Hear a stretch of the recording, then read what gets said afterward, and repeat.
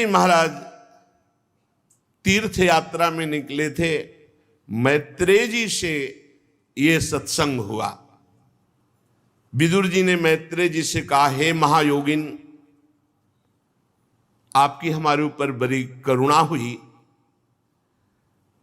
आपके द्वारा सत्संग सुनकर आज मैं अज्ञान अंधकार से पार, जहां अकिंचनों के सर्वस्व भगवान श्री हरि विराजते हैं, वहां मेरी स्थिति हो गई है। श्री सुखदेव जी कहते हैं, परीक्षित, विदुर जी ने मैत्रेय जी को साष्टांग प्रणाम किया और आज्ञा ली और वहां से शांत चित्त भगवत स्मरण करते हुए हस्तिनापुर की तरफ चले गए। राजन, जो पुरुष भगवान के शरणागत भक्तों का, राजऋषियों का ये पावन चरित्र सुनेगा, वो अकाल मृत्यु को कभी प्राप्त नहीं होगा, दीर्घायु होगा और भगवान श्री हरि के चरणों में उसकी भक्ति होगी और वो भगवत प्राप्त हो जाएगा। राजा परीक्षित ने पूछा, मुने, आपने कहा कि महाराज मनु के बड़े पुत्र प्रिव्रत ये आत्माराम थे। जो आत्माराम है उससे गृहस्थी में प्रीति कैसे हो सकती है? आत्माराम तो जीवन मुक्त महापुरुष होता है। और आपने बताया कि प्रिव्रत आत्माराम थे, फिर वो गृहस्थी में कैसे प्रीति किए? क्योंकि गृहस्थी में कोई बिरला ही ऐसा होता है जो गृहस्थ की फांसी में ना फंस करके भगवत स्मरण करते हुए गृहस्थी को चलावे। नहीं, बहुत कठिन है वो। मैं मेरे तय तेरे की मोह ममता की ऐसी फांसी में फंस जाता है कि वो स्वरूप विस्मृत जीवन काटता है। और आप कहते हैं प्रिव्रत आत्माराम महापुरुष थे। गृहस्थी में इतने गृह कारज नाना जंजाला, ते अति दुर्गम शैल विशाला, मानो पहाड़ के पहाड़ हैं, इतना चिंतन फंसा रहता है। वो कैसे भजन करेगा, वो कैसे आत्म चिंतन करेगा? और आप कहते हैं प्रिव्रत महाराज आत्माराम पुरुष थे, तो गृहस्थी में वो कैसे आसक्त हुए? निश्चय जब कोई निसंग आत्माराम पुरुष गृहस्थ में, तो उससे बड़ी शिक्षा मिलती है। इसलिए मैं आत्माराम पुरुष प्रिव्रत महाराज का गृहस्थी में प्रवेश ये सुनना चाहता हूं। जब कोई महापुरुष गृहस्थ में होता है तो उसके विशिष्ट आचरण होते हैं। वो कभी कुटुंब परिवार में आसक्त नहीं होता, कुटुंब परिवार में रहते हुए भी।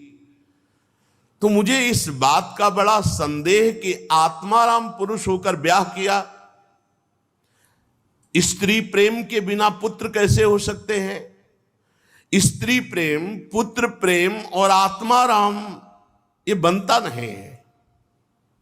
मैं ये रहस्य सुनना चाहता हूं कि गृहस्थी में रह के वो आत्माराम पुरुष कैसे हुए, या आत्माराम पुरुष होकर गृहस्थ में कैसे आसक्त हुए?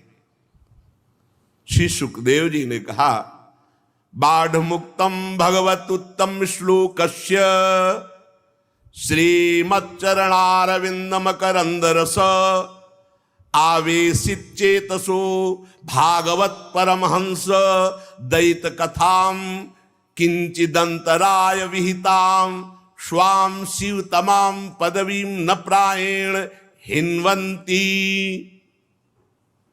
राजन, तुम्हारा कथन ठीक है, परंतु जिनका चित्त पवित्र कीर्ति भगवान श्री हरि के परम मधुर स्मरण में डूबा हुआ है, उसे कोई भी गृहस्थी, कोई भी भोग सामग्री, कोई भी प्रपंच रुकावट नहीं डाल सकता। ध्यान दीजिए, जिनका चित्त पवित्र कीर्ति भगवान श्री हरि के मधुर स्मरण में डूबा हुआ है, कोई भी सांसारिक विघ्न, गृहस्थी, प्रपंच, भोग सामग्री उनके मार्ग में कभी बाधा नहीं पहुंचा सकती, जहां निरंतर चिंतन है। राधा राधा राधा राधा वल्लभ श्री हरिवंश, निरंतर चिंतन है तो कोई भी बाधा नहीं। राधा वल्लभ भजत भज भली भली सब होए, जिते विनायक शुभ अशुभ विघ्न करे नहीं कोय, विघ्न करे नहीं कोय, डरे कलिकाल कष्ट भय, हरे सकल संताप हरसि हरि नाम जपत जय। जिते विनायक शुभ अशुभ, ये जितने अशुभ विनायक हैं या शुभ विनायक हैं, कोई भी बाधा नहीं पहुंचा सकता।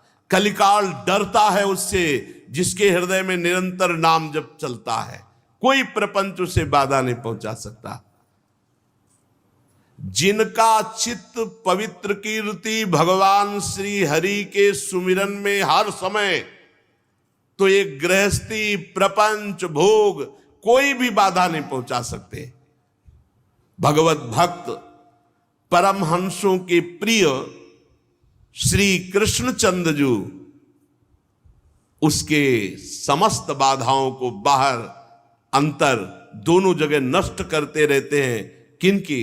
जो भगवान की स्मरण में मगन है, भगवान की स्मृति में वो डूबे हैं। तो योगक्षेमम वहाम्यहम्, अप्राप्ति की प्राप्ति कराना योग और प्राप्ति की रक्षा कराना क्षेम, ये दोनों कार्य भगवान श्री कृष्ण करते हैं।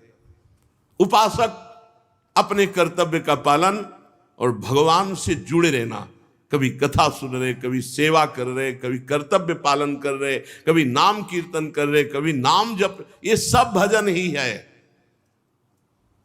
राजन महाराज मनु के पुत्र प्रिव्रत, ये बचपन से स्वाभाविक बड़े ही भगवत भक्त थे। स्वाभाविक, जैसे बचपन में बच्चों की स्वभाव की प्रवृत्ति होती, खेल खिलौनों में, खाने पीने में, लेकिन इनकी प्रवृत्ति स्वाभाविक उदासीन, हर समय भगवान में। और श्री नारद जी की चरण सेवा से इनको परमात्म तत्व का बोध हो गया था। इन्होंने निरंतर ब्रह्माभ्यास किया और जीते जी जीवन मुक्त हो गए। अभी यौवन अवस्था में प्रवेश हुआ जीवन मुक्त महापुरुष। स्वयंभू मनु जी ने बड़े पुत्र जानकर इनको आज्ञा करी, क्योंकि इनमें सब श्रेष्ठ गुण विराजमान थे। जो भगवान में चित्त जोड़ता है उसे ब्रह्मबोध भी हो जाता है और सब दैवी संपदा उसको घेर लेती, सब सद्गुण आ जाते हैं। ये लिखा ही नहीं, ये जीवन में है। अगर आप भजन करोगे तो खुद देख लोगे, लोक परलोक में सब जगह सुखी रहोगे, सारे सद्गुण आप में आकर विराजमान हो जाएंगे और भगवान श्री कृष्ण आपकी रक्षा करेंगे, बाहर और भीतर दोनों जगह। आज्ञा करी महाराज मनु ने कि तुम चक्रवर्ती आदि सम्राट पद पर विराजमान हो। लेकिन चित्त वृत्ति भगवान श्री कृष्ण में निरंतर लगने के कारण अरुचि थी, राज्य से अरुचि थी, सम्राट पद से। अतः पिता की आज्ञा किसी प्रकार उल्लंघन करने योग्य ना होने पर भी इनकी रुचि बिल्कुल राज्य में, भोगों में। विचार किया कि आत्मस्वरूप में ये स्त्री पुत्र आदि असत प्रपंच आच्छादन कर देगा, हमारे परमार्थ तत्व का ये विस्मरण कराने वाले हैं, इसलिए स्वीकार नहीं किया। तभी उत्तानपाद राजा बनाए। नहीं, बड़े पुत्र थे प्रिव्रत, उत्तानपाद राजा बनाए गए। भगवान ब्रह्मा जी ने देखा कि ये तो महाराज मनु की आज्ञा का उल्लंघन करके अपने आत्मस्वरूप में स्थित है, तो ब्रह्मा जी की बुद्धि सदैव प्रपंच विस्तार में लगी रहती है, क्योंकि उनको आज्ञा है भगवान की। इसलिए वो किसी भी जीव को जहां तक उपाय होगा उसे प्रपंच में ही लगाने की चेष्टा करते हैं। प्रिव्रत की जब ऐसी उत्तम वृत्ति देखी, निरंतर भगवान में स्थिति, तो चारों वेद मूर्तिमान मरीच आदि ब्रह्म ऋषि और सब पार्षदों के साथ हंस पर आरूढ़ होकर ब्रह्मा जी वहां पहुंचे जहां प्रिव्रत महाराज निरंतर भगवान की स्मृति में राज्य को अस्वीकार करके विराजमान है। कैसा सुख है भगवान की स्मृति में कि आदि सम्राट पद चक्रवर्ती उसको छोड़ करके